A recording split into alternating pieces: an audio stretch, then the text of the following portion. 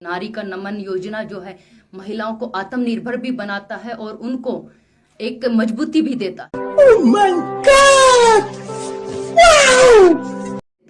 जो माननीय प्रधानमंत्री नरेंद्र मोदी जी जो आत्मनिर्भरता की बात करते हैं, उसी तरह हमारे मुख्यमंत्री जयराम ठाकुर जी ने महिलाओं को सशक्तिकरण उनका स्वावलंबी बनाने के लिए उन्होंने नारी को नमन योजना उन्होंने स्टार्ट की। उस योजना के तहत महिलाओं को 50% जो है, जब भी हमारी जो सरकारी बसें जहाँ ट्रैवल करती हैं उसके अंदर 50% की छूट दी है। तो ये महिलाओं को आत्मनिर्भर भी बनाए, ताकि कोई भी महिला अगर एक जगह से दूसरी जगह पे काम करने के लिए जाती है तो कहीं ना कहीं वो अपने परिवार को मजबूत करने के लिए, अपने बच्चों को मजबूत करने के लिए, देश को मजबूत करने के लिए जाती है। तो ये बहुत बड़ी हमारी योजनाएं हैं। और दूसरा, हमारे जो माननीय मुख्यमंत्री जी के द्वारा मुख्यमंत्री गृहिणी योजना, क्योंकि उज्ज्वला योजना हमारे सेंटर की जो केंद्र सरकार की जो योजना है उसी के तहत, क्योंकि उसके अंदर बीपीएल परिवार जो हैं उनको उज्ज्वला योजना दी जाती है। लेकिन राज्य सरकार ने सोचा कि हमारी और भी महिलाएं हैं जो बीपीएल परिवार के अंदर नहीं आती, लेकिन उनको गैस सिलेंडर की जरूरत होती है।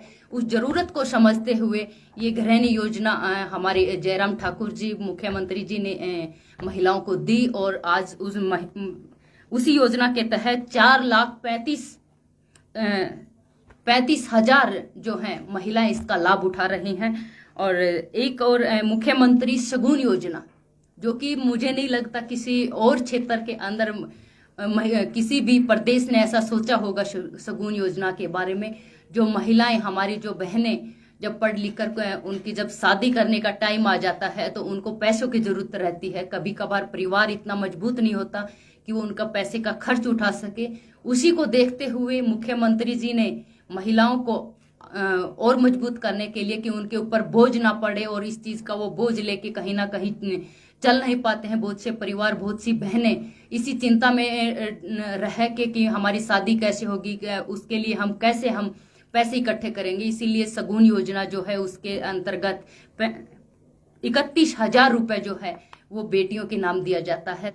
क्या सोच है रे तेरी, मानना पड़ेगा, ताकि वो अपने परिवार का खर्चा उठा सकें और अपनी शादी वो खुद कर सकें। और यही हमारी माननीय प्रधानमंत्री नरेंद्र मोदी जी की और हमारे मुख्यमंत्री जयराम ठाकुर जी की यही योजना है कि सबका साथ, सबका विकास और सबका प्रयास, सबको साथ लेके चलना और सबको एक मजबूती प्रदान करके, ताकि जब सब लोग मजबूत होंगे तो हमारा देश भी मजबूत होगा। तो रुको जरा, सब्र करो, बोला धक्का बुक्की नहीं करने। देश भी मजबूत। अभी भी जो चुप बैठे हैं, ये वीडियो उनके लिए है। छावला गैंगरेप केस जो आप सभी ने सुना होगा, इतनी हैवानियत हुई उस केस में, निर्भया जैसी हैवानियत हुई। और उसके बाद इन दरिंदों को 7 नवंबर को, सोमवार को, सुप्रीम कोर्ट ने रिहाई दे दी। 24 घंटे के अंदर अंदर वो दरिंदे दिल्ली में घूम रहे हैं, आप और हमारे बीच में घूम रहे हैं। अब मैं आपको बताती हूँ हुआ क्या था, क्यों हमें आक्रोश होना चाहिए इस केस में, निर्भया जैसा ही आक्रोश क्यों होना चाहिए। 9 फरवरी 2012 को ये बच्ची गुड़गांव में नौकरी करके अपनी पहली सैलरी लेकर घर लौट रही थी। द्वारका में जो थोड़ा सा आइसोलेटेड पैच है, वहां पर इन दरिंदों ने सोच रखा था किसी को अपनी हवस का शिकार बनाना है। और उस दिन इस बच्ची को उनके दोस्तों के साथ उन्होंने गाड़ी में डालने की कोशिश की। उनकी दोस्त तो भाग गई, बट ये बच्ची अनामिका उन दरिंदों के हाथ लग गई। उन्होंने बर्बरता से, इतनी बर्बरता से बलात्कार किया कि डॉक्टर जिसने पोस्टमार्टम किया वो भी फेंट हो गया। वो बर्बरता क्या थी मैं आपको बताती हूँ। उन्होंने गाड़ी के पाने से उसका सिर फोड़ा, जगह जगह काटा, बियर की बॉटल्स को उसके प्राइवेट पार्ट में इंसर्ट किया, और उस एसिड, जो गाड़ी का एसिड होता है, वो उसकी आंखों में डाला और उसकी चेस्ट काट दी।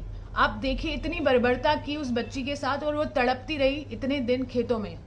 और 3 दिन के बाद जब वो शव मिला, वो भी इन दरिंदों को जब पुलिस ने पकड़ लिया उनकी दोस्तों की गवाही पर कि इस गाड़ी में लेके गया था, और पुलिस ने जब उनकी तहकीकात की और गाड़ी तक पहुंचे तो मालिक तक पहुंचे तो इन दरिंदों तक पहुंचे।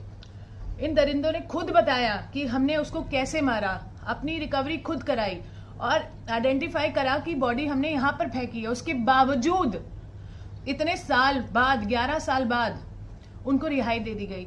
किस बिना पर? इन्वेस्टिगेशन वीक थी। आप मानिए, क्या ये चुप रहने की बात है? क्या हमें आवाज नहीं उठानी चाहिए? ये दरिंदे आज आप और हमारे बीच में घूम रहे हैं, कल को हमारी घर की बहू बेटियों का शिकार बनाएंगे।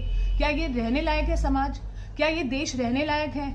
महिलाओं की सम्मान की बात है, इस बेटी की इज्जत और सम्मान की बात है। हमें इस अनामिका को न्याय दिलाने में हम सबको आवाज उठानी चाहिए। अगर आपका भी खून खौल रहा है और होना चाहिए